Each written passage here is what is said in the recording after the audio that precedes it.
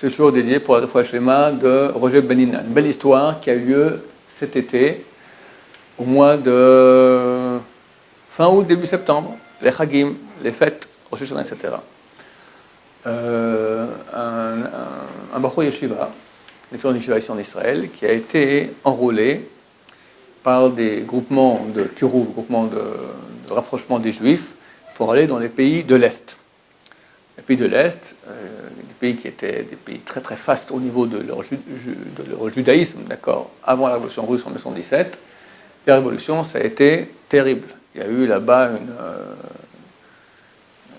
des purges et physiques et surtout spirituelles. Celui qui étudiait la Torah, il allait au goulag pour quelques années en tant que réactionnaire, contre-révolutionnaire, et d'habitude, il ne revenait pas vivant de là-bas. Donc, 1917, jusqu'à ce que tombe le mur de Berlin, il y a eu presque 70 ans de désert total spirituel.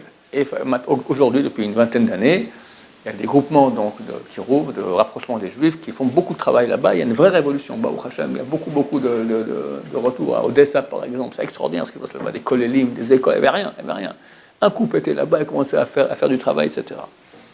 Et donc ces groupements demandent qu'au moins pendant les fêtes Rosh Hashanah, Kippour, Sukkot, il y ait là-bas, dans chaque endroit où il y a quelques Juifs, mais un petit bled, il y a 9, qu'il y ait un 10e là-bas pour qu'il y ait un minyan, le chauffard, le jeune de chez Artibourg, pour qu'ils aient un peu une petite odeur de Torah et qu'ils commencent à se rapprocher. Bon, ce Bachour a été d'accord. Il était là-bas, dans un coin que j'avais entendu parler, j'ai regardé maintenant sur Wikipédia, la Transnistrie. D'accord, Transnistrie, alors qu'est-ce que c'est?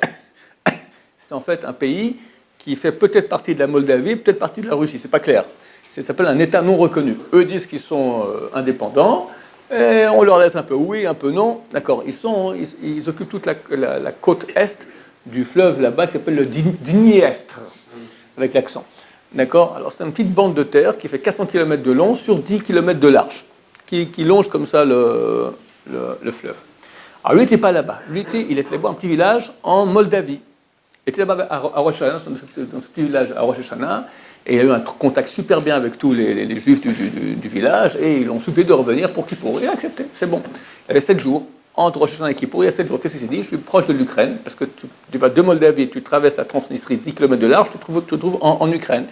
En Ukraine, tu as une profusion de tombes de tzadikim, le Baal Shem Tov, le Brassava, ça manque pas tout ça. Il s'est dit, je loue une voiture, pendant 7 jours de pénitence, je vais faire un voyage de pèlerinage sur les tombes. Ok, très bien. Et comme ça, il revient à la veille de Kippour, il fait 5 heures de route, et il arrive à la frontière de la Transnistrie pour arriver en Moldavie. Alors il rentre en Transnistrie, tout se passe bien. Il traverse les 10 km pour arriver à la frontière, l'autre côté, pour rentrer en Moldavie. Et là, le douanier lui dit, mon cher monsieur, votre voiture de location, à minuit, cette nuit, la location s'est arrêtée. Ouais, et alors, je payerai, c'est normal. Oui, mais quand la location s'arrête, aussi l'assurance s'arrête.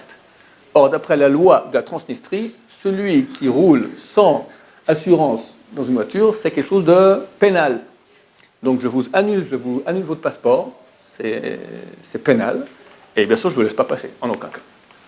Je dis, mais c'est pas possible. C'est impossible. Je ne peux rien faire. Bon, il lui parle, à la fin, il dit, ok, je veux bien, si vous voulez, je veux bien, j'accepte de ne pas vous annuler le passeport, mais je ne peux pas vous faire rentrer. Vous ressortez par où vous êtes entré en Transnistrie. D'ailleurs, moi je vais me plaindre là-bas, l'agent qui va faire rentrer, parce que c'est tout à fait incorrect, mais pas question que vous passez ici.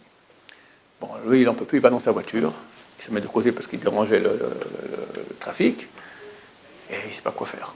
Il se dit, repartir toute la Transnistrie, repasser, aller en Ukraine, repasser par un autre chemin, impossible, il ne pourra pas arriver pour Kippour.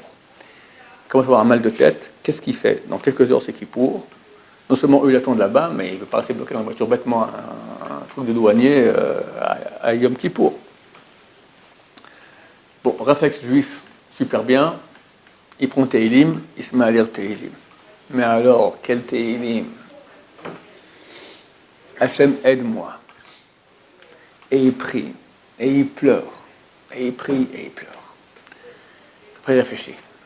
Bon, allez, j'y vais. Il pose le Tehillim, il enlève sa casquette. Il est habillé comme un touriste, d'accord, américain. Il enlève la casquette, la kippa, les tzitzit dehors, Et il va vers le type, il lui dit en hébreu. Je vous fais la traduction en hébreu. Dans quelques heures, c'est Yom Kippour, je suis juif, je ne peux pas rester ici, on m'attend là-bas, c'est Yom Kippour, c'est un grand jour pour moi, je dois absolument passer. Le type, il regarde comme ça, il lui dit, moi aussi je suis juif, j'ai tout compris ce que tu m'as dit en hébreu, c'est bon, je te laisse passer. Tac. Allez, Gmar Hatimatoa. Le pouvoir de la prière. C'est un vrai miracle. En Transnistrie, que le douanier soit juif là-bas, et tu vas lui parler en hébreu, Baruch Hashem, pour la prière. On a un pouvoir énorme par la prière. C'est un pouvoir, si quelqu'un croit à la prière, mais tout le monde ne croit pas à la prière. Quelqu'un qui croit à la prière, c'est un levier énorme qui peut tout changer. Tout changer. Un exemple, c'était donc dernièrement, cette histoire authentique a été racontée par le Rav Moshe, j'ai oublié son nom, Bourgman, quelque chose comme ça, qui a entendu du type lui-même qui a vécu cela. Baruch Adonai, Amen, Amen.